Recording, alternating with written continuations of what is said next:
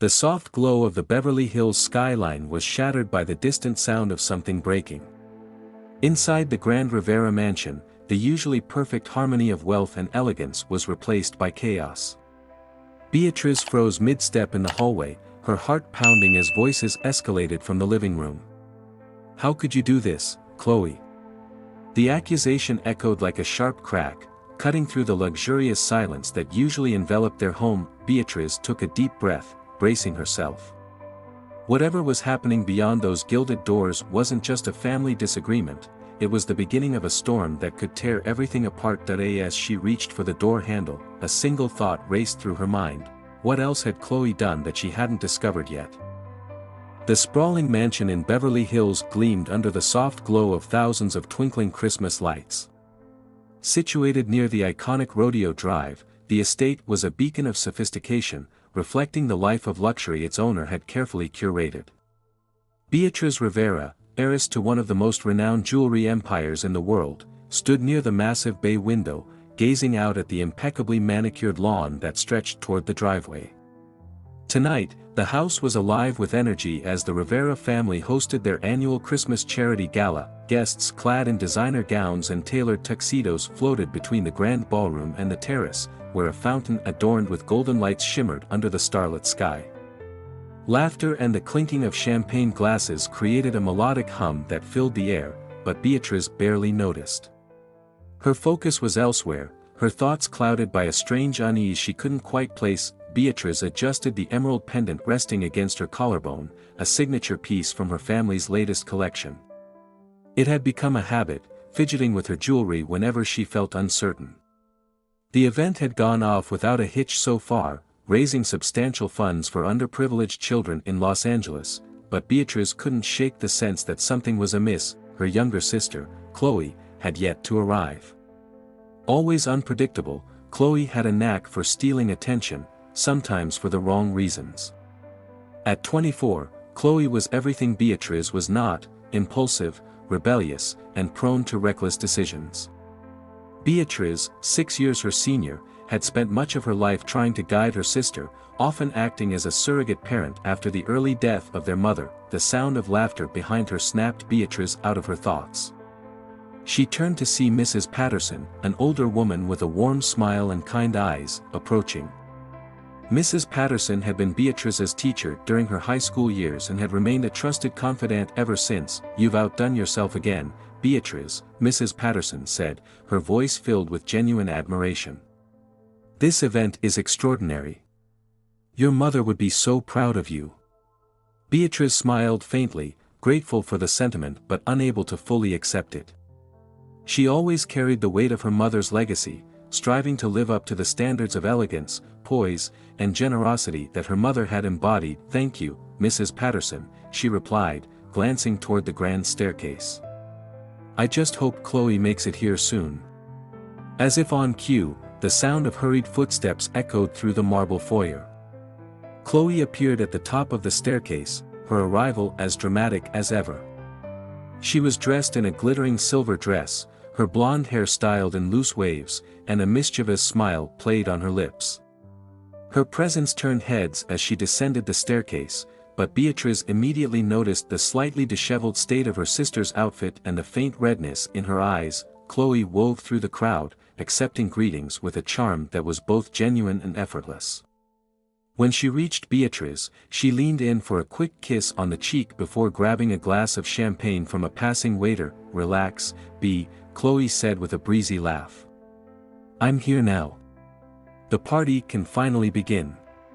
Beatrice narrowed her eyes, studying her sister closely. Chloe was good at hiding things, but not from her. There was something off in her demeanor tonight, a nervous energy masked by her usual carefree attitude. "Chloe, you're late," Beatrice said, keeping her tone neutral but firm. "And you're predictable," Chloe retorted, taking a sip of champagne. "Always so serious." "It's Christmas, B. Lighten up." Beatrice opened her mouth to respond but stopped herself. Tonight wasn't the night for another lecture. Instead, she chose to steer the conversation back to the event. "The auction is about to begin," Beatrice said, gesturing toward the ballroom. Try to stay out of trouble.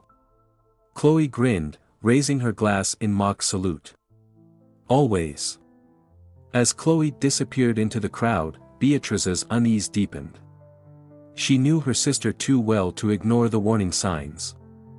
Something was wrong, and she was determined to find out what. The evening continued with the smooth precision Beatrice had meticulously planned. The charity auction was a resounding success, with bids exceeding expectations. Guests mingled and danced as the orchestra played holiday classics, but Beatrice's mind remained preoccupied. Later that night, as the last of the guests departed, Beatrice found herself alone in the grand hall. The air was heavy with the lingering scent of pine and champagne, and the faint glow of the Christmas tree illuminated the room. She thought about Chloe's arrival, the subtle tension in her sister's eyes despite her outward confidence.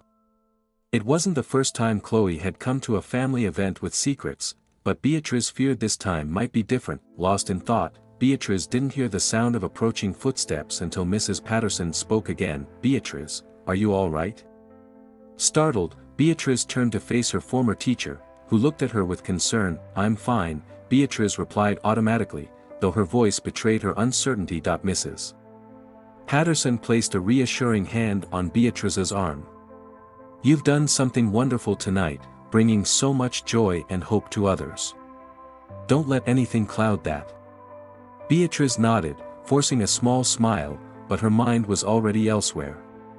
Chloe was hiding something, and Beatrice had a sinking feeling that whatever it was would soon shatter the fragile piece of their carefully constructed world. As she gazed at the glittering ornaments on the Christmas tree, Beatrice silently resolved to uncover the truth, no matter what it might cost. The morning sun streamed through the sheer curtains of Beatrice's study, casting golden light across the polished mahogany desk. The room, tucked away in a quiet wing of the mansion, was her sanctuary. Here, surrounded by framed family portraits and shelves lined with books on art, design, and business, Beatrice felt a semblance of control over the chaos of her life. She sipped her espresso as she scanned the financial report spread out before her. The numbers, usually a source of pride, seemed oddly inconsistent today. Frowning, she flipped through the pages, her sharp eyes catching small discrepancies she hadn't noticed before. Beatrice pressed the intercom button on her desk. "Camila, can you come in, please?" Moments later, Camila, her trusted assistant, appeared in the doorway. A professional to the core, Camila always carried herself with a quiet confidence that Beatrice relied on. "Yes, Ms. Rivera?" Beatrice gestured to the stack of papers. "These numbers don't look right. There's a gap in the December accounts for the flagship store. Can you double-check these for me?" Camila nodded, stepping closer to examine the documents. "I'll review them and get back to you shortly." As Camila left, Beatrice leaned back in her chair, tapping her pen against the desk. Discrepancies in the accounts were rare, almost unheard of in her tightly run operation. It nagged at her, the same way her unease about Chloe had lingered after last night's gala. Her thoughts were interrupted by the faint hum of a notification. She glanced at her phone and saw an alert from one of her news apps.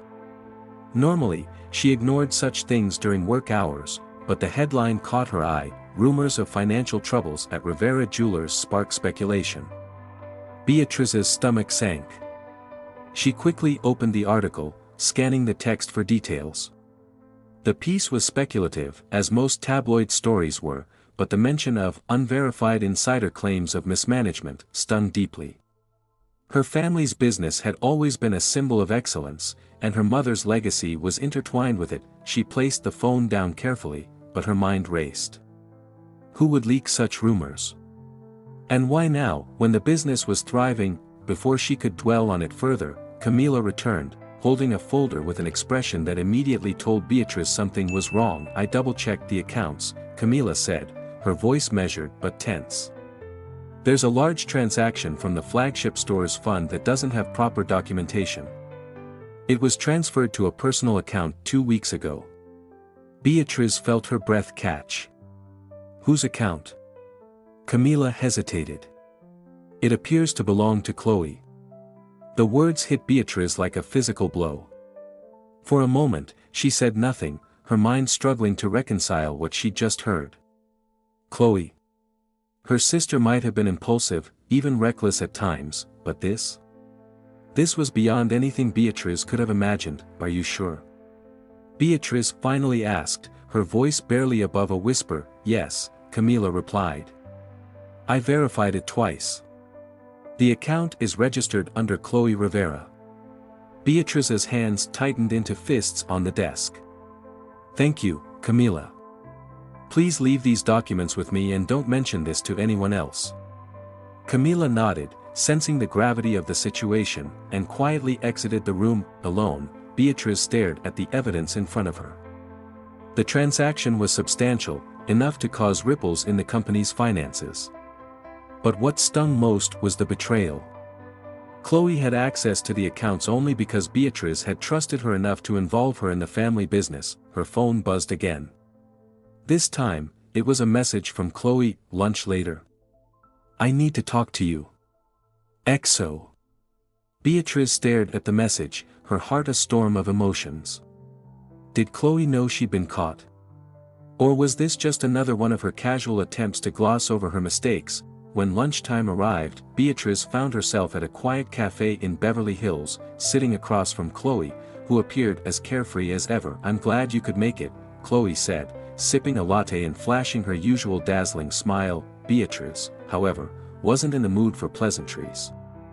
Why did you take money from the company? She asked bluntly, her tone sharper than intended. Chloe's smile faltered for a split second before she leaned back in her chair, her expression hardening. I don't know what you're talking about. Don't play games with me, Chloe, Beatrice said, her voice low but firm. I have the records. A large sum of money was transferred to your account 2 weeks ago. Explain yourself. Chloe's eyes darted around the room as if searching for an escape route. Finally, she sighed and leaned forward, her voice dropping to a whisper. Fine. I needed the money to cover some debts. It's not a big deal, B. I was going to pay it back. Debts? Beatrice repeated, incredulous. What kind of debts? And why didn't you come to me if you needed help? I didn't want to bother you, Chloe said, avoiding her sister's gaze. I thought I could handle it on my own. Beatrice's hands trembled as she struggled to keep her composure. Do you have any idea what you've done? This isn't just about the money, Chloe. This is about trust. About our family's reputation. Chloe bristled, her tone turning defensive. Don't lecture me, B. You don't understand what it's like to feel stuck, to have everyone expect you to be perfect like you. This isn't about me being perfect, Beatrice shot back. It's about responsibility. You've jeopardized everything we've worked for. Their argument escalated, drawing curious glances from nearby tables. Beatrice realized she wasn't going to get through to Chloe, not here, not now. She stood abruptly, throwing a few bills on the table. We're not finished, she said coldly. You need to fix this, Chloe. And if you don't, I will. As Beatrice walked away, she felt a wave of emotions crashing over her, anger, betrayal, and a deep sadness she couldn't shake. Chloe's actions were more than just a personal affront, they threatened the foundation of everything their family had built. That evening, as Beatrice returned to the mansion, she found herself standing in front of the grand Christmas tree. The ornament sparkled in the soft light, a stark contrast to the turmoil she felt inside. For the first time, the warmth of the season felt distant, overshadowed by the growing cracks in her family's bond. As she gazed at the tree, she made a silent vow to protect her family's legacy, no matter how difficult the road ahead might be. The Rivera mansion, usually a haven of opulence and tranquility, was steeped in an uneasy stillness. Beatrice sat alone in her study, her mind racing as she stared at the documents Camila had left. Each line, each transaction, painted a damning picture of her sister's betrayal. The glaring numbers etched themselves into her thoughts, refusing to be ignored. Chloe's casual admission over lunch hadn't come close to explaining the depths of her actions, and Beatrice knew there was more to the story than her sister was letting on. She picked up her phone and dialed her attorney, Michael Carmichael, a trusted advisor who had worked with the family for years. His calm and methodical approach had helped her navigate several crises before, but this one felt deeply personal, and Beatrice wasn't sure how to approach it. "Michael," she said as soon as he answered, her voice steady despite the turmoil she felt, "I need you to review some financial irregularities in the company's accounts. It involves Chloe." There was a brief pause before Michael responded, his tone cautious. "Of course, Beatrice. I'll treat this with the utmost discretion. Send me the details, and I'll look into it immediately." After ending the call, Beatrice exhaled, the weight of the situation pressing down on her shoulders. She had hoped that involving Chloe in the family business would help her find purpose, but it seemed that trust had been misplaced. Her thoughts were interrupted by the sharp sound of her phone buzzing. Another notification. This time, it wasn't just speculation. A major tabloid had published an article with the headline, "Rivera Family Feud, Financial Scandal Rocks Jewelry Empire." Beatrice's stomach churned as she skimmed the article. The piece didn't just hint at internal issues, it outright accused the Rivera family of corruption, implying that Beatrice herself might have been complicit in the mishandling of company funds. The narrative was spun with ruthless precision, portraying her as a distant, out-of-touch leader who had let her sister run wild. Her phone began ringing incessantly. Journalists, business associates, and even family friends were calling, seeking confirmation or clarification. Beatrice ignored them all, her focus narrowing on one thought, Chloe. Storming into Chloe's wing of the mansion, Beatrice didn't bother knocking.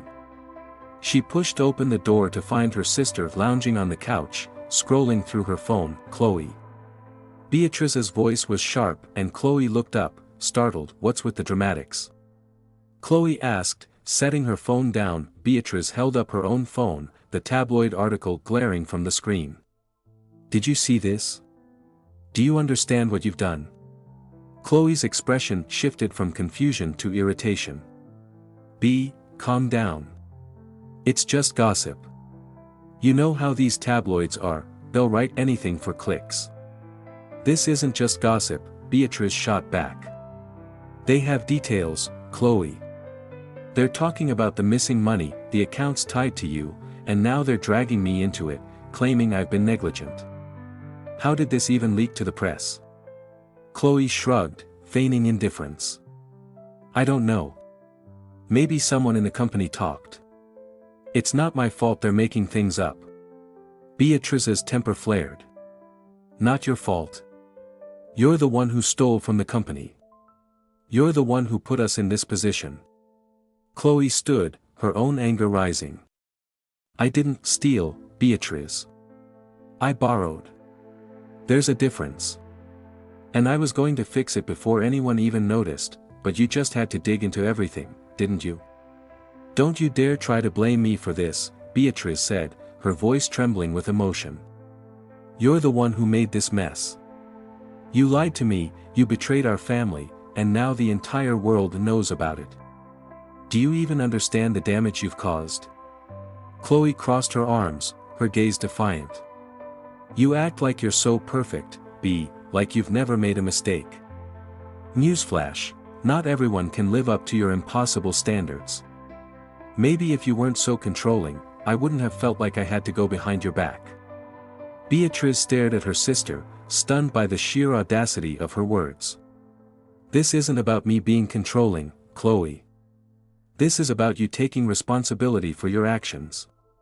You've endangered everything our mother worked for, everything I've worked for.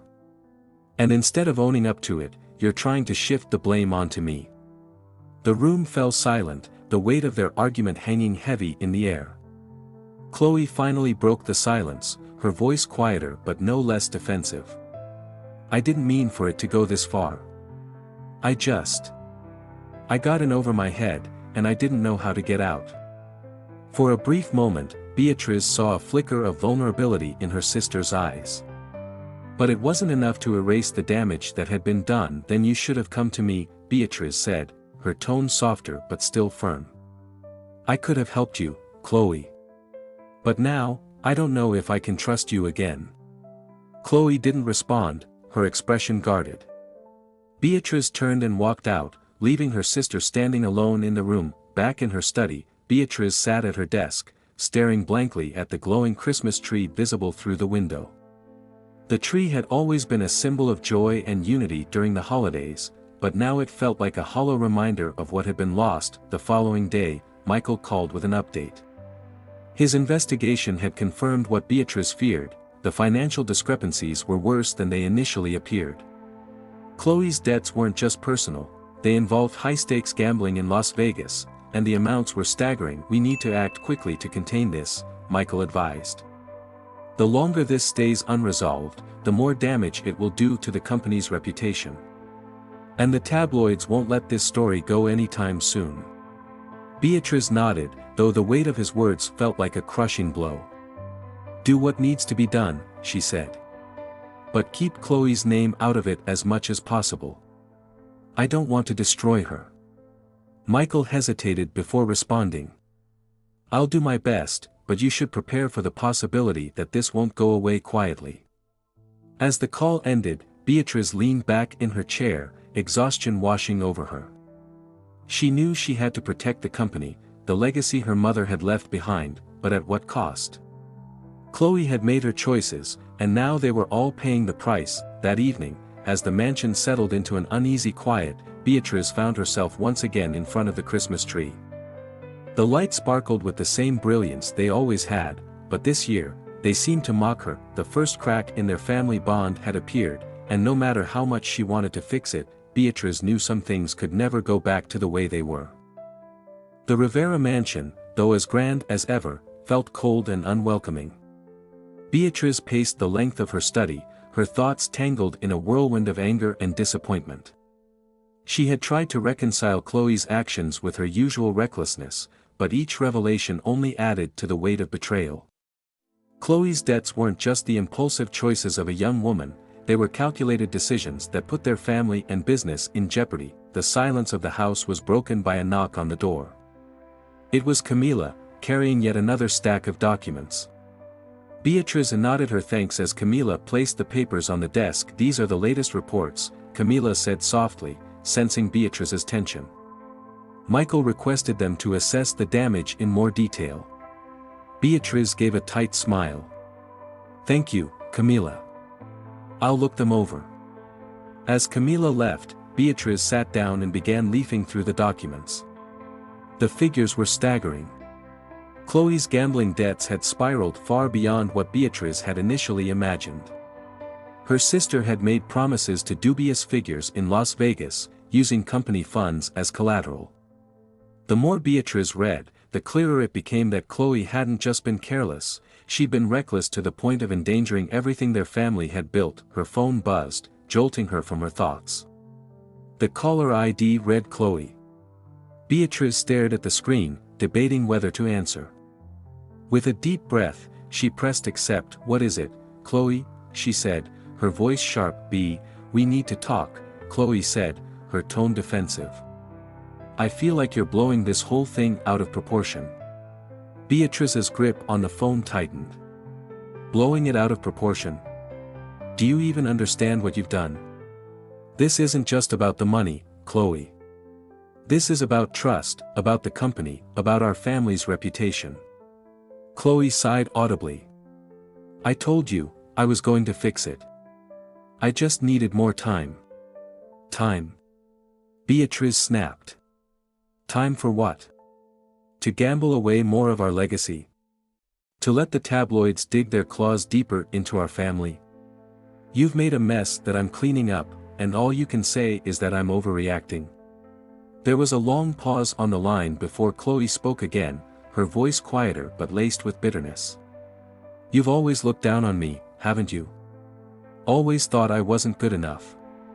Well, guess what, B? I don't need your lectures. I can handle this on my own." Beatrice closed her eyes, trying to suppress the wave of frustration threatening to overtake her. "If you could handle it, we wouldn't be in this situation. Chloe, I'm trying to save what's left of our family's name. I've always tried to help you, but you make it impossible." The line went dead as Chloe hung up, leaving Beatrice staring at the screen in disbelief. That evening, the tension in the mansion was palpable. Chloe had returned home but was avoiding Beatrice entirely. It was as though they were strangers living under the same roof. Beatrice had instructed the staff to give her space, hoping to diffuse the brewing conflict, but her patience was wearing thin. While reviewing more documents in the study, Beatrice was interrupted by a knock on the door. This time, it was Michael. "I have news," he said, stepping inside and closing the door behind him. "Not all of it is good." Beatrice gestured for him to sit, bracing herself. "We've managed to mitigate some of the damage," Michael began, "but Chloe's activities have attracted the attention of creditors in Las Vegas. They're not exactly patient people. They've begun contacting the company directly, and their tone suggests they're prepared to escalate if they don't get their money." Beatrice felt a chill run through her. "Escalate how?" "They haven't made direct threats," Michael said carefully, "but these aren't people who play by the rules. If this continues, it could get ugly." Beatrice rubbed her temples, exhaustion creeping into every fiber of her being. "What are my options?" "We can settle the debts quietly," Michael said. "It will require liquidating some assets, but it's the quickest way to resolve this before it spills further into the public eye." Beatrice nodded. "Do it. I won't let this destroy us." After Michael left, Beatrice sank into her chair, staring blankly at the fireplace. The flickering flames seemed to mock her as they cast shadows across the room. She had spent her entire adult life preserving her family's legacy, and now it felt as though it was slipping through her fingers. The following morning, Beatrice decided it was time to confront Chloe face to face. She found her sister in the dining room, picking at a plate of fruit while scrolling through her phone. "Chloe," Beatrice said, her tone leaving no room for argument. "We need to talk." Chloe looked up, her expression wary. "What now?" Beatrice sat down across from her. "This has gone far enough. Michael informed me about the creditors. Do you even realize the kind of people you've involved yourself with?" Chloe shifted uncomfortably but didn't respond. "Your actions have consequences," Beatrice continued.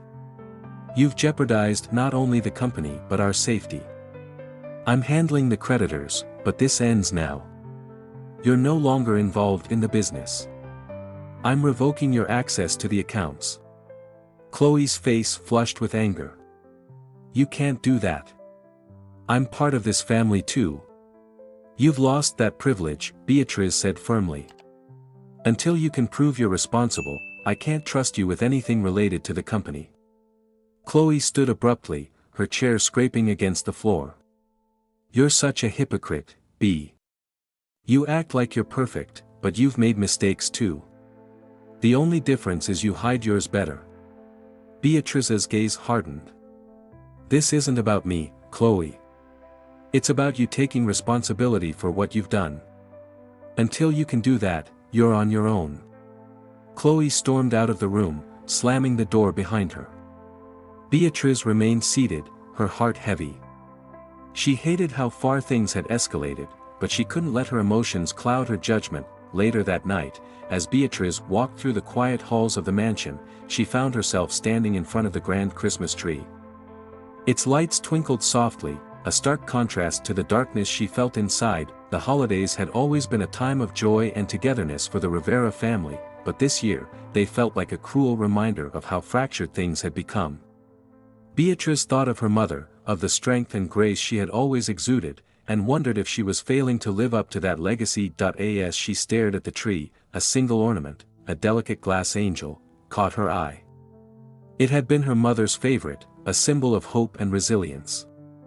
Beatrice reached out to touch it, drawing strength from the memory. Despite everything, she resolved to keep fighting. For her family, for the company, and for the future her mother had envisioned. Even if it meant standing alone. The Rivera mansion stood in a rare moment of silence, its grandeur dimmed by the tension that had settled over it. Beatrice sat in the library, her favorite room in the house, surrounded by walls of antique books and a faint aroma of leather and aged paper. This space, once her sanctuary, now felt suffocating. She stared blankly at the fire crackling in the hearth, its warmth doing little to ease the cold dread that gripped her heart. The past week had been a whirlwind of chaos. Between handling creditors, managing the fallout from the tabloids, and keeping the company afloat, Beatrice had barely found time to breathe. Yet, it wasn't the external pressures that weighed on her the most, it was Chloe. Her sister's actions had pushed their relationship to the brink, and every confrontation seemed to deepen the rift between them. Beatrice had tried to reason with Chloe, to reach her in a way that might evoke the bond they once shared, but her attempts had been met with defiance or indifference. A soft knock at the door pulled Beatrice from her thoughts. Before she could respond, the door creaked open, and Mrs. Patterson stepped inside. "Beatrice," the older woman said gently, her presence radiating calm. "I hope I'm not intruding." "Not at all," Beatrice replied, managing a small smile. "Please, come in." Mrs. Patterson crossed the room with a grace that belied her years and took a seat across from Beatrice. The retired teacher had always been a steady presence in Beatrice's life, a beacon of wisdom and kindness. "I've been meaning to check on you," Mrs. Patterson said, her eyes filled with concern. "I saw the headlines, but I didn't want to bother you until things settled down." Beatrice sighed, running a hand through her hair. "Thank you for that. It's been difficult, to say the least." "I can only imagine," Mrs. Patterson said softly. "But I can see the weight you're carrying. It's written all over your face." Beatrice looked down at her hands, twisting the emerald ring on her finger. "It feels like everything is falling apart. Chloe's actions, the company, the family's reputation, it's all unraveling, and I can't seem to stop it." Mrs. Patterson leaned forward, her voice gentle but firm. "Beatrice, you've always been strong. Even as a young girl, I saw a resilience in you that was rare. But strength doesn't mean you have to carry everything alone." Beatrice's gaze flicked up to meet Mrs. Patterson's. "What choice do I have? If I don't hold everything together, who will?" "You've already taken so much on your shoulders," Mrs. Patterson said. "But you must remember that even the strongest need support.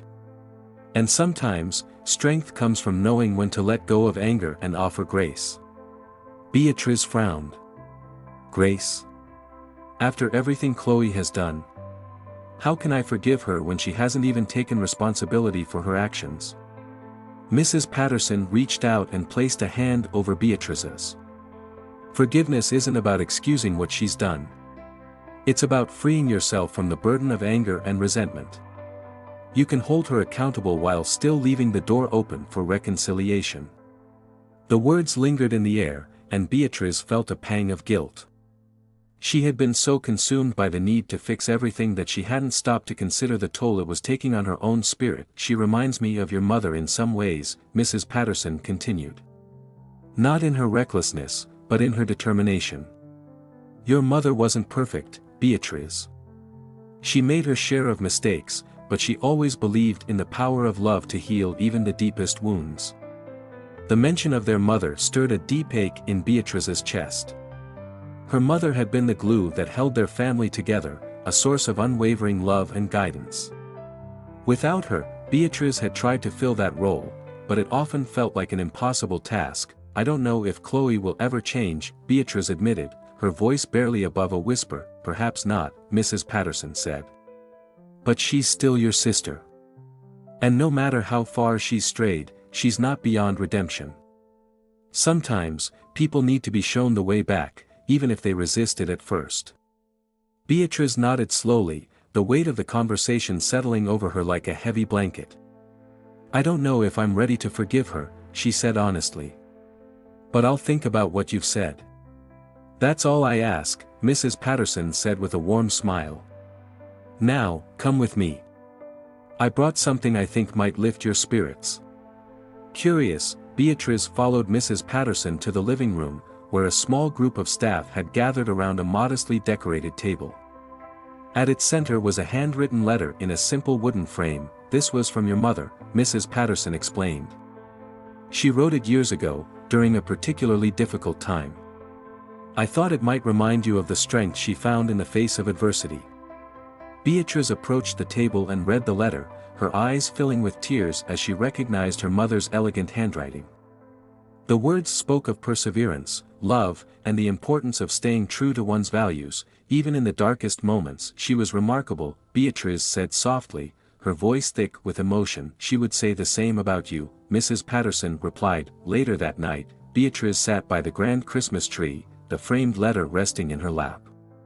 The soft glow of the lights cast a warm hue over the room, and for the first time in days, she felt a sense of peace. Her mind turned to Chloe, and she thought about what Mrs. Patterson had said.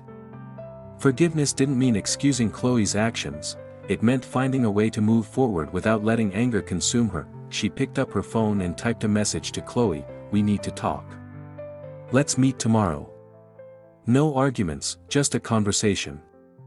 Hitting send, Beatrice leaned back against the couch and closed her eyes.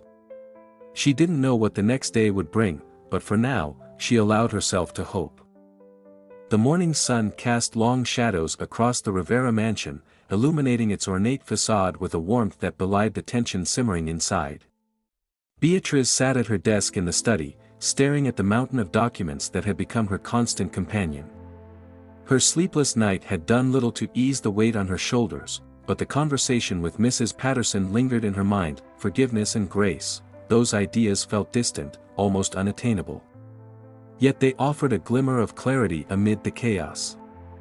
Beatrice understood that no amount of anger or blame could fix the damage that had already been done. If she was going to restore her family's legacy and protect the business, she needed a clear plan and decisive action. The first step was addressing the immediate threats. Beatrice picked up her phone and dialed Michael Carmichael, her trusted attorney.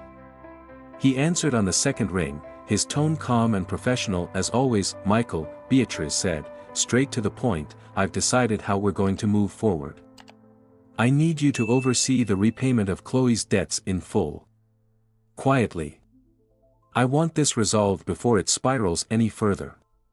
Michael hesitated for a moment. "Are you sure, Beatrice?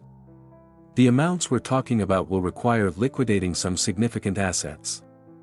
"I'm sure," she replied firmly. "Do whatever it takes to keep this out of the press. The company's reputation is already fragile, and I won't allow it to be further tarnished. We'll handle this internally." "As you wish," Michael said. "I'll start the process immediately." Beatrice ended the call and leaned back in her chair, letting out a slow breath. It wasn't an ideal solution, but it was necessary. The creditors Chloe had entangled herself with were not the kind to wait patiently for repayment, and Beatrice wasn't willing to risk the consequences of delay. Her next call was to the company's board of directors.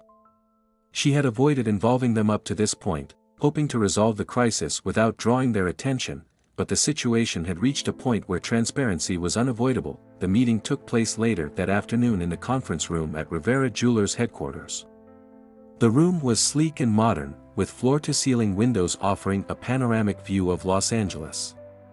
The board members, a mix of seasoned professionals and close family friends, listened intently as Beatrice outlined the financial discrepancies and her plan to address them. "I take full responsibility for the oversight that allowed this to happen," Beatrice said, her tone measured and resolute.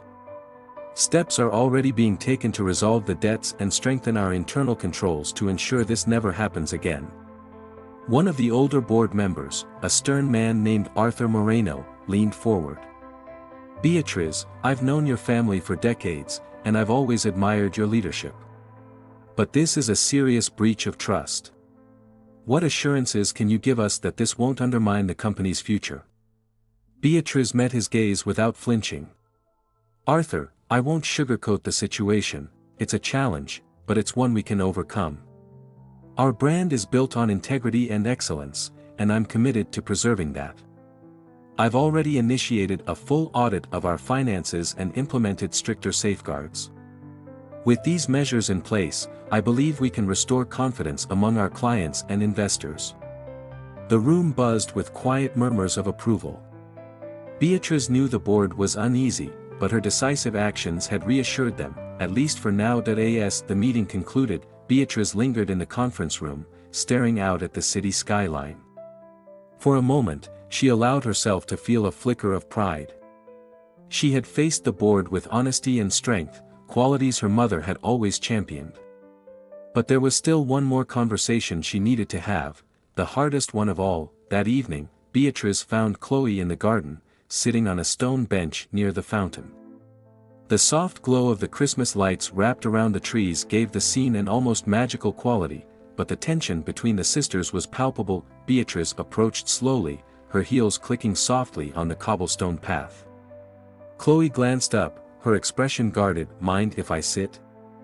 Beatrice asked, her voice calm. Chloe shrugged, shifting slightly to make room. The silence stretched between them, heavy with unspoken words. Finally, Beatrice broke the stillness. "Chloe," she began, "I've arranged to pay off your debts. The creditors won't bother you anymore." Chloe's head snapped up, her eyes wide with surprise. You did that?" "Why?" "Because it needed to be done," Beatrice replied simply. "But don't mistake this for me excusing your actions. What you did was reckless and selfish, and it's going to take time to rebuild the trust you've broken." Chloe looked away, guilt flickering across her face. "I never meant for it to go this far, B. I thought I could fix it before anyone found out." "That's the problem, Chloe," Beatrice said, her tone soft but firm.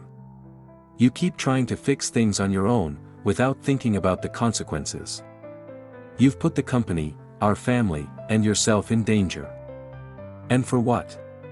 A quick way out of a bad situation." Chloe's shoulders slumped. "I don't know what's wrong with me. I didn't want to disappoint you." Beatrice's heart ached at the vulnerability in Chloe's voice. For all her flaws, Chloe was still her sister, and beneath the defiance and mistakes was someone who wanted to be better. "I'm not perfect, Chloe," Beatrice said gently. "I've made my share of mistakes too. But we can't keep running from our problems. If you want to earn back my trust, you have to start by taking responsibility for your actions." Chloe nodded slowly, tears glistening in her eyes. "I'm sorry, B. I really am." "I know," Beatrice said, placing a hand on her sister's shoulder. "And I'm willing to help you, but only if you're willing to help yourself. That means no more secrets, no more shortcuts. Deal?" "Deal," Chloe whispered. The two sisters sat in silence for a while, the sound of the fountain and the twinkling of the Christmas lights filling the space between them. For the first time in weeks, Beatrice felt a glimmer of hope. Later that night, as Beatrice walked through the halls of the mansion, she paused in front of the grand Christmas tree. Its light sparkled brightly, a reminder of the season's message of forgiveness and renewal. She touched one of the ornaments, a delicate crystal star, and smiled faintly. The road ahead wouldn't be easy, but for the first time in a long time, Beatrice felt ready to face it. Together, they could rebuild what had been broken, and maybe, just maybe, create something even stronger. The Rivera mansion, though lavish and sprawling, felt emptier than ever. Beatrice had hoped her conversation with Chloe in the garden would mark a turning point, a step toward rebuilding the trust that had been shattered. But the following days had brought no such resolution. Instead, Chloe had withdrawn further, her presence in the house fleeting and her mood increasingly volatile. Beatrice sat in the kitchen, the first rays of dawn spilling through the tall windows. A steaming cup of tea rested in her hands, untouched. The usual bustle of the household staff preparing for the day was subdued, as if they too felt the tension hanging heavy in the air. Her phone buzzed on the marble countertop, jolting her from her thoughts. It was Camila. "Good morning, Ms. Rivera," Camila began, her tone cautious. "I wanted to inform you, Chloe left the house early this morning. One of the drivers took her to LAX." Beatrice's grip on the phone tightened. "Lax? Did she say where she was going?" "No, but she was carrying luggage," Camila replied. "I thought you should know." "Thank you, Camila," Beatrice said, her voice calm despite the frustration rising within her. "I'll handle it." Ending the call, Beatrice stared out the window, her thoughts racing. Chloe had always been impulsive, but disappearing like this, without a word, felt like a deliberate act of defiance. Beatrice couldn't help but worry. Had Chloe truly understood the gravity of their last conversation, or was this her way of avoiding responsibility? Her thoughts were interrupted by another buzz. This time, it was a text from Michael received another inquiry from one of Chloe's creditors. They claim she's still in contact and has promised further payments. Can you confirm? Beatrice's heart sank. Despite everything, Chloe was still entangled with the people who had nearly destroyed their family. Beatrice quickly replied, instructing Michael to stand firm and reiterate that all debts had been resolved. With her tea now cold and her mind restless, Beatrice made her way to the study. She needed answers, and if Chloe wouldn't provide them, she'd have to find them herself. Hours later, Beatrice sat in front of her computer, poring over flight records and recent transactions from Chloe's credit card, details she had requested from her legal team.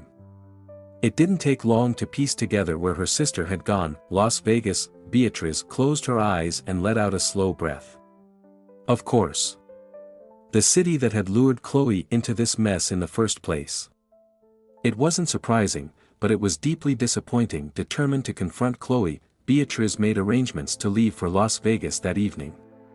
She instructed Camila to clear her schedule and notified Michael of her plans. The neon lights of the Las Vegas Strip greeted Beatrice as her car pulled up to the hotel where Chloe was staying. The vibrant chaos of the city felt almost jarring compared to the somber elegance of Beverly Hills. Beatrice had visited Vegas before, always for business, but this trip felt different. She wasn't here to negotiate deals or attend events, she was here to save her sister. The concierge confirmed that Chloe had checked into a suite, and Beatrice made her way up to the 15th floor. The walk down the carpeted hallway felt interminable, her heels clicking softly against the floor. When she reached Chloe's door, she hesitated for a moment before knocking. The door opened a crack, and Chloe peered out, her expression shifting from surprise to annoyance. What are you doing here? Looking for you, Beatrice said, her tone firm. Can I come in? Chloe sighed but stepped aside, allowing Beatrice to enter. The suite was spacious and luxurious, but the air was heavy with the scent of perfume and stale champagne. A half-empty bottle sat on the coffee table, surrounded by crumpled receipts and a deck of playing cards. Beatrice turned to face her sister. You left without telling anyone. And now I find out you're back here, in Vegas? What's going on, Chloe? Chloe crossed her arms, leaning against the wall. I needed to get away. Everything was suffocating back home. I just needed some space. Space? Beatrice repeated, her voice rising slightly. You call this space? Running off to the same city where all your problems began. Do you realize how this looks, Chloe? Chloe's eyes narrowed. I don't care how it looks. I'm not some child you can control, Beatrice. I'm trying to figure things out on my own. Figuring things out? Beatrice said, incredulous.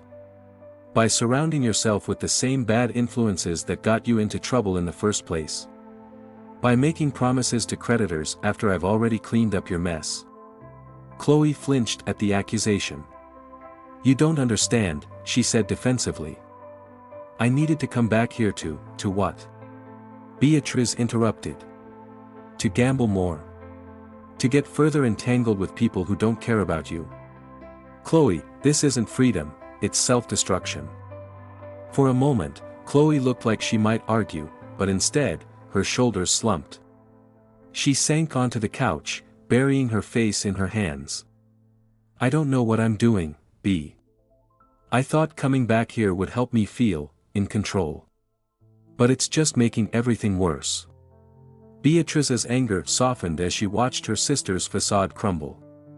She sat down beside Chloe, placing a hand on her arm. Chloe, you don't have to figure this out alone. I've been trying to help you, but you keep shutting me out. If you keep running, you're only going to make things harder for yourself. Chloe looked up, her eyes glistening with tears. I've messed up so badly. I don't even know how to fix it. You start by facing it, Beatrice said gently. And by letting the people who care about you help.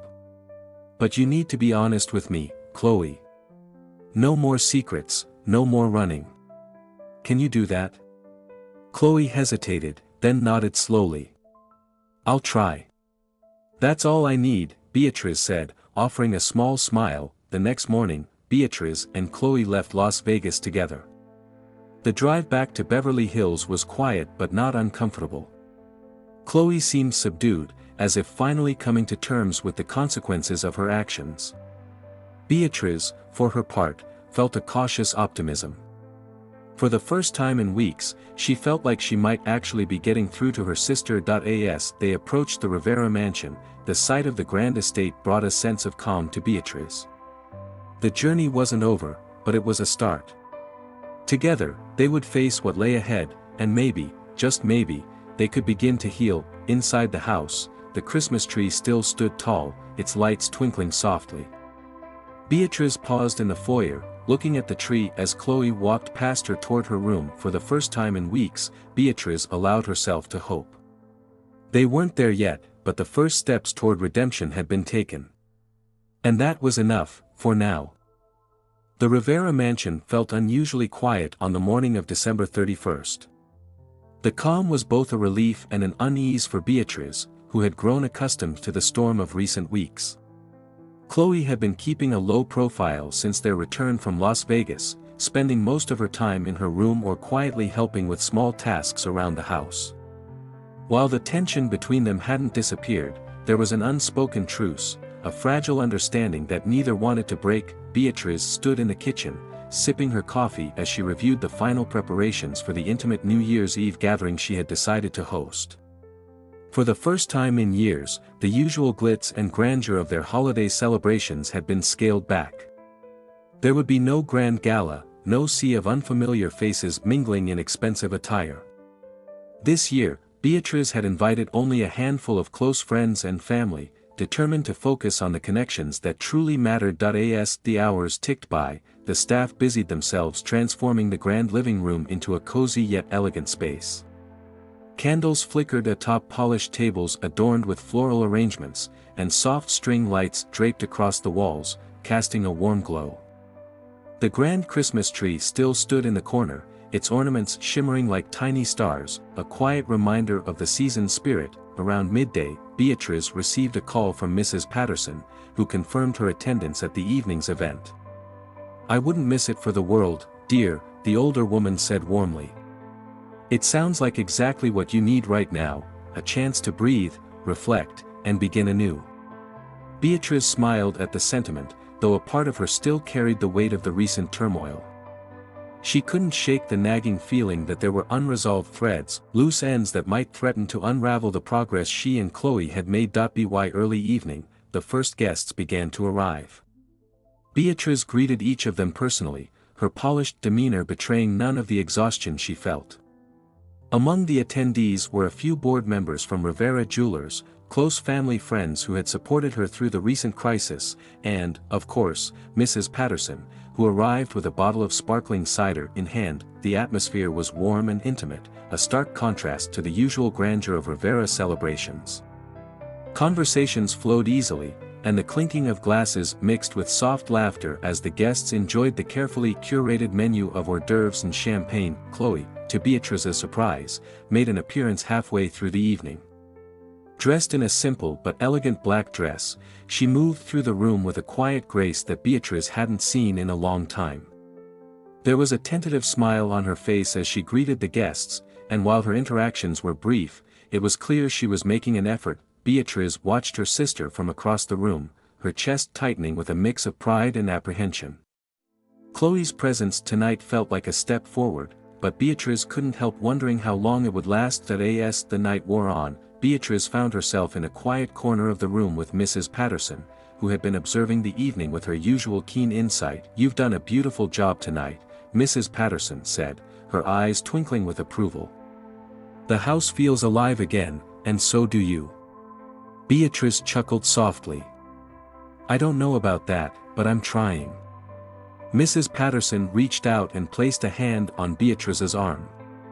"You've come a long way, Beatrice. I can see the strength in you, even if you don't always feel it yourself. And Chloe, she's here, isn't she? That means something." Beatrice glanced toward her sister, who was laughing softly with one of the guests. "I hope so.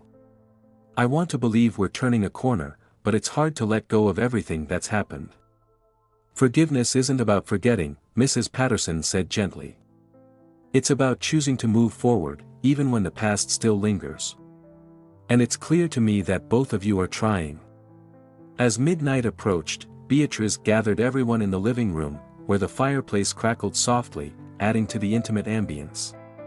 Glasses of champagne were distributed, and the guests stood in a loose circle around her as she prepared to give a toast. Beatrice took a deep breath, her gaze sweeping across the room.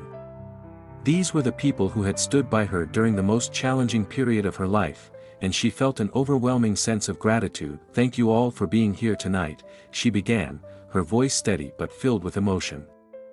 "This year has been difficult, to say the least. There were moments when I wasn't sure how we would make it through, but standing here now, I feel an incredible sense of hope." Her eyes landed on Chloe, who looked back at her with an expression that was both apologetic and encouraging. "This year taught me that strength isn't about facing challenges alone," Beatrice continued. "It's about leaning on the people who care about you and finding the courage to rebuild when everything feels broken. And most importantly, it's about forgiveness, of others, but also of ourselves." The room was silent, the weight of her words sinking in. Beatrice raised her glass, her voice strong as she delivered the final sentiment: "To new beginnings, to family, and to the love that carries us through even the darkest times. Happy New Year." The room erupted in cheers as the countdown began. 10 seconds later, as the clock struck midnight, the house filled with the sound of celebration. Guests hugged and exchanged well wishes, the warmth of the moment enveloping everyone in its embrace. Later, as the crowd began to thin and the house settled into a quieter rhythm, Beatrice found herself back in front of the grand Christmas tree. She stared at its twinkling lights, reflecting on the challenges of the past year and the promise of the one ahead. Chloe appeared beside her, holding 2 glasses of champagne. She handed one to Beatrice, then hesitated before speaking. "Your toast was beautiful," Chloe said softly. "Thank you," Beatrice replied, glancing at her sister. "I meant every word." Chloe nodded, her eyes downcast. "I know I've made things hard for you, for everyone. But I want to do better, B. I really do." Beatrice placed a hand on Chloe's shoulder, her expression gentle. "I believe you. And I'll be here to help you, but the rest is up to you, Chloe. You have to want this for yourself." "I do," Chloe said, her voice firm. They stood in silence for a moment, the warmth of the tree's glow wrapping around them like a protective shield. For the first time in what felt like forever, Beatrice allowed herself to feel hopeful, not just for Chloe, but for both of them. The sound of distant fireworks echoed through the night, their colorful bursts visible through the window. Beatrice raised her glass, clinking it softly against Chloe's. "To new beginnings," she said with a faint smile. "To new beginnings," Chloe echoed. As the fireworks painted the sky above Beverly Hills, Beatrice felt a quiet peace settle over her. The road ahead would still be difficult, but for the first time in a long time, she felt ready to face it. Together, they would rebuild, and the future, while uncertain, held the promise of hope. The Rivera mansion, bathed in the soft glow of a New Year's dawn, felt lighter than it had in months. The lingering tension that had gripped the house seemed to dissipate with the first rays of sunlight streaming through the grand windows. Beatrice stood in her study, gazing out at the sprawling garden below. A sense of cautious optimism had replaced the suffocating weight of anxiety she had carried for so long. The previous night's celebration had been intimate yet transformative.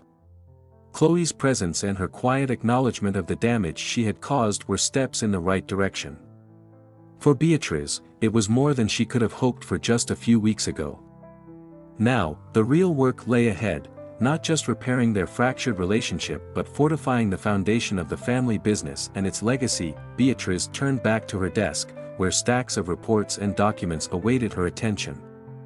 The first task of the new year was clear: setting the company back on a path of stability and ensuring that no shadows of the recent scandal lingered to threaten its reputation. She picked up her phone and called Michael Carmichael, her attorney and advisor. He answered promptly, his voice steady and professional as always. "Good morning, Beatrice," he said. "Happy New Year." "Happy New Year, Michael," Beatrice replied. "I'm ready to move forward. Let's finalize the plans we discussed to restructure the company's financial oversight and implement the new safeguards." "Understood," Michael said. "I've already drafted the proposals and can have them ready for board approval by the end of the week. Have you given any more thought to how you want to handle Chloe's involvement?" Beatrice paused, her gaze shifting back to the window. "She won't be involved in the business for the foreseeable future. It's for her own good, and the company needs to focus on rebuilding without distractions. But I don't want her completely shut out. I'll find another way for her to contribute, something separate from the core operations." Michael's voice held a note of approval. "That sounds like a balanced approach. I'll make the necessary adjustments." As the call ended, Beatrice felt a surge of determination. She had faced challenges before, but this was different. This wasn't just about protecting her mother's legacy, it was about creating something new, something that reflected her own vision and resilience. Later that morning, Chloe entered the study, her presence tentative. She was dressed casually, her usual air of carefree defiance replaced by something quieter and more introspective. "Do you have a minute?" Chloe asked, her voice soft. Beatrice set down her pen and gestured for her sister to sit.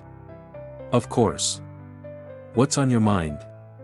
Chloe hesitated, her hands fidgeting in her lap. "I just wanted to thank you. For everything. For paying off my debts, for not giving up on me, even when I gave you every reason to." Beatrice studied her sister's face, searching for any signs of insincerity, but found none. Chloe's words were genuine, and the vulnerability in her expression was something Beatrice hadn't seen in a long time. "You don't need to thank me, Chloe," Beatrice said. "But I do need you to understand that this can't happen again. If we're going to move forward, there have to be boundaries." Chloe nodded. "I know. And I don't want to mess things up again. I've been thinking a lot about what you said, about taking responsibility. I want to prove to you that I can be better." Beatrice leaned back in her chair, considering her sister's words. "That's good to hear. And I believe you, Chloe. But it's going to take time. For now, I need to focus on stabilizing the company, and that means you'll have to take a step back." "I understand," Chloe said, her voice tinged with regret. I want to help somehow. Even if it's not with the company." Beatrice's lips curved into a faint smile. "There are other ways you can contribute. We've always talked about expanding our charitable initiatives. Maybe you could take the lead on that. It would be a way for you to channel your energy into something positive." Chloe's eyes brightened. "You trust me with that?" "It's not about trust," Beatrice replied. "It's about giving you a chance to rebuild it. And I think this is a good place to start." Chloe nodded, a flicker of determination in her expression. "I won't let you down, B." The next few days were a whirlwind of activity. Beatrice threw herself into her work, meeting with the board of directors, finalizing new protocols, and reaching out to key clients to reaffirm their trust in Rivera Jewelers. Chloe, for her part, took her new role seriously. She began researching charitable organizations and brainstorming ideas for how the Rivera family could make a meaningful impact in the community. Beatrice was cautiously optimistic. While she knew her sister had a long way to go, it was clear Chloe was making an effort. One evening, as Beatrice reviewed the day's progress in her study, she received a knock at the door. It was Mrs. Patterson, who had come by for one of her regular visits. "You look tired, my dear," Mrs. Patterson said, taking a seat across from Beatrice. "It's been a busy week," Beatrice admitted, rubbing her temples. "But I think we're finally turning a corner." Mrs. Patterson smiled warmly. "I'm proud of you, Beatrice. You've handled this with more grace than most could manage. And Chloe, she seems different. I think she's starting to find her way. I hope so, Beatrice said. She's made mistakes, but I want to believe she's capable of change. We both are. Mrs. Patterson reached across the desk and squeezed Beatrice's hand. That's all anyone can ask for, the willingness to grow and move forward. Your mother would be so proud of you, Beatrice. The mention of her mother brought a lump to Beatrice's throat, but she managed a smile. I hope so. I think about her every day, especially now. She always knew how to handle these things with such grace. And so do you, Mrs. Patterson said firmly. On the final day of the week, Beatrice stood in the conference room at Rivera Jewelers headquarters, addressing the board of directors. The room was filled with a renewed sense of purpose as she outlined the changes she had implemented and her vision for the company's future. This year marks a new chapter for Rivera Jewelers, Beatrice said, her voice steady and confident. We've faced challenges that tested us in ways we couldn't have anticipated, but we've come through stronger. Together, we will continue to uphold the values that have always defined this company: integrity, excellence, and the unwavering commitment to our clients. The room erupted in applause, and for the first time in months, Beatrice felt a sense of accomplishment that went beyond the surface. That evening, back at the mansion, Beatrice found Chloe sitting by the Christmas tree, a notebook in her lap, making plans. Beatrice asked, sitting down beside her. Chloe nodded. I have some ideas for the charity initiative. I think it could be something really special. Beatrice glanced at her sister, a flicker of pride in her eyes. I'm glad. It's good to see you so focused. Chloe smiled, a genuine warmth in her expression. It feels good to have a purpose again. Thanks for giving me that chance. As the two sisters sat together, the tree's twinkling lights reflected in their eyes, Beatrice felt a quiet sense of peace. The road ahead would still be challenging, but for the first time, she felt confident that they were on the right path. Together, they were rebuilding, not just their family's legacy, but the bond that had once seemed irreparably broken. And in that moment, surrounded by the glow of the season, Beatrice knew they would succeed. The Rivera mansion stood as a beacon of elegance and resilience, its holiday lights shimmering against the backdrop of the crisp January night. Though the festivities of New Year's Eve had faded, the warmth of those moments lingered, infusing the house with a newfound energy. For Beatrice, it was the first time in months that the air felt lighter, unburdened by scandal and tension. She stood on the grand balcony overlooking the city, the sprawling lights of Beverly Hills stretching out like a sea of glittering stars.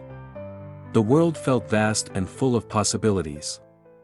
Beatrice clutched a steaming cup of chamomile tea, savoring the quiet before the next chapter of her life truly began. Inside, the house was alive with the hum of activity. Chloe was meeting with a small team she had assembled for her new charitable initiative.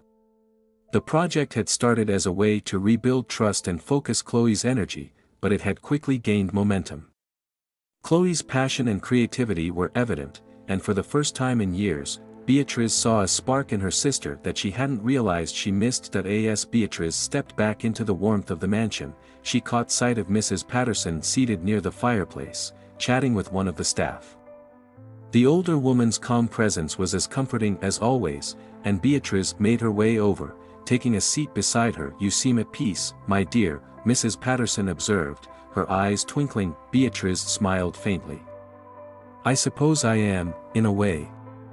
There's still so much to do, but I feel like we've finally turned a corner. That's because you've faced every challenge with grace and determination, Mrs. Patterson said. And you've done so while holding on to what matters most, family. Beatrice looked toward the dining room, where Chloe's laughter echoed softly. She's changed, hasn't she? She has, Mrs. Patterson agreed. And so have you. Growth isn't easy, Beatrice, but it's always worth it. Later that evening, as the house grew quieter, Beatrice and Chloe sat together in the living room. The grand Christmas tree, though slightly less vibrant now that the season was drawing to a close, still cast a warm glow over the room. You know, Chloe began, breaking the comfortable silence, I used to think you had it all figured out. That you were this perfect person who never made mistakes. Beatrice chuckled softly, sipping her tea. That's far from the truth, Chloe. I've made plenty of mistakes, but I've always tried to learn from them. I see that now, Chloe said, her voice tinged with regret. I spent so much time comparing myself to you that I didn't stop to think about what I wanted or who I wanted to be. I think that's part of why I messed up so badly. Beatrice placed a comforting hand on her sister's arm. It's not about comparing yourself to anyone, Chloe. It's about finding your own path and taking responsibility for the choices you make along the way. And you've already started doing that. Chloe looked down at her hands, a small smile playing on her lips. Thanks to you. I don't think I would have made it through all of this without you, Beatrice's heart swelled with emotion. You're stronger than you think, Chloe. And I'm proud of the progress you've made. The sisters sat in companionable silence for a while, the crackling of the fireplace and the faint hum of the Christmas lights filling the space between them. The next morning, Beatrice called a meeting with the board of Rivera Jewelers. It was the first gathering of the new year, and she was determined to set a tone of renewal and optimism. The conference room, with its sweeping views of Los Angeles, was filled with the familiar faces of the board members who had weathered the storm alongside her. Beatrice stood at the head of the table, her posture confident and her voice steady as she addressed them. This past year tested us in ways we never could have anticipated, she began. But it also gave us the opportunity to grow stronger, both as individuals and as a company. I'm proud to say that we've implemented significant changes to ensure the integrity and stability of our operations. Rivera Jewelers has always been a symbol of excellence, and together, we will continue to uphold that legacy. The room erupted in applause, and Beatrice felt a surge of pride. She had faced the challenges head-on and emerged stronger, not just as a leader but as a person. That evening, Beatrice hosted a small dinner for her closest friends and family, a way to mark the start of a new chapter. The mood was celebratory but intimate, the kind of gathering her mother had always cherished. As the night wound down, Beatrice found herself back on the balcony, the city lights twinkling below. Chloe joined her, carrying 2 glasses of wine. You did good tonight, Chloe said, handing her a glass. Thank you, Beatrice replied, her voice soft.